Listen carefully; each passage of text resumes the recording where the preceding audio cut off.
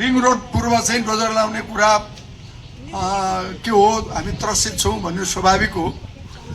हामीलाई वास्तवमा दमकको 7 नम्बरको पूर्व रिङ रोड मात्रै होइन, मुलुकभरि अथवा दमकमा धेरै ठाउँमा नेपाल सरकारको अहिलेको मन्त्री परिषदको निर्णय मैले पत्र बोकेर आइन सार्वजनिक भइरहेको छ।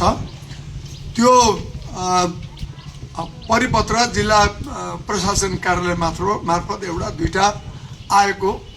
अब धेरै कुराहरू छन् अब एक किसिम, तर हामीले नगरपालिकाको बोर्डले नै निर्णय गर्ने, मैले मात्रै बोलेर नहुने, नगरपालिका एउटा स्थानीय सरकार भएको नाताले हामीले यो अहिले सम्भव छैन, कानुनी रूपमा पनि व्यवहारिक रूपमा पनि यो गर्न सकिँदैन।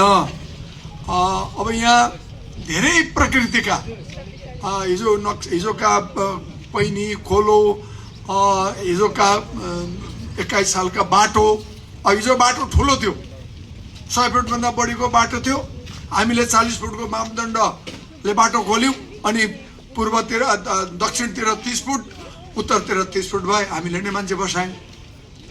अब नेपाली जनता नबसे को बस्ने?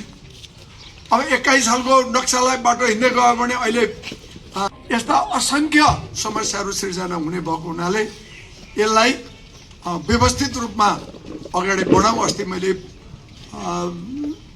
प्रधानमन्त्रीज्यूको प्रमुख राजनीतिक सल्लाहकारसँग पनि भेटेँ। उहाँले पनि अब यो गाइडबन्दमा बस्ने मानिसमा चाहिँ विभेद भयो, कोही हटे कोही बसेका छन् भन्ने कुरा तपाईँले चिन्ता गर्नु स्वाभाविक हो, हामी पनि चिन्तित छौँ।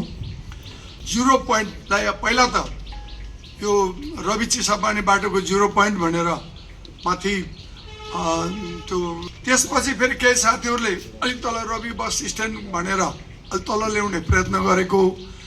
हामीले चाहिँ गएको 2 वर्षदेखि यसैलाई जोडेर माथि कमसेकम 11 किलोमिटरभन्दा बढी, 35 करोडभन्दा बढीको एउटा वैकल्पिक बाटो जोड्ने प्रयासमा छौँ र बजेट विनियोजन भएर हामीले केसम्म भनेका छौँ भने राजमार्ग यो गाडबान्डादेखि पूर्वपट्टिको जमिन, त्यहाँ रहेका मानिसहरू र उत्तर पर्ने सबै कुराको जिम्मा नगरपालिकाले गरिदिन्छ। त्यो शर्तमा त्यो बाटो गरिदिनु पर्यो भनेर हामीले पूर्व पहिला प्रधानमन्त्री हुँदै हामीले प्रयत्न गरेको र बजेट पनि विनियोजन भएको। त्यो मिनटमा के हुन्छ टुङ्गो छैन। यदि अब कुनै भुनपुतली भन्छ नि बुढापाका लागेन भने यो केही हप्ताभित्रमा त्यसको टेन्डर हुने प्रक्रियामा छ। र हामीले आज मात्रै त्यहाँ रहेका मानिसहरूलाई अलिकति आज नगरपालिकाको बोर्ड बैठकले, अब हिजो पनि हामीले जान्दादेखि नै बसेका मानिसहरू, उनीहरूलाई अनावश्यक रूपमा बल प्रयोग नगरौँ, एउटा सहमतिमा नै हामीले केही न केही उहाँहरूको त्यहाँ बस्ने मानिसहरूको एउटा राहतको व्यवस्था गरेर उहाँहरूकै भनाइअनुसार उहाँहरूलाई हामीले पटक पटक गरेर चित्त बुझाएका छौँ। र अब उहाँहरूमध्ये केहीले घर बनाउँदै हुनुहुन्छ र सर्ने प्रयास गर्दै हुनुहुन्छ। अब त्यो पूर्वपट्टि रहेका मानिसहरू अब केही दिनभित्रमा सर्नुहुन्छ।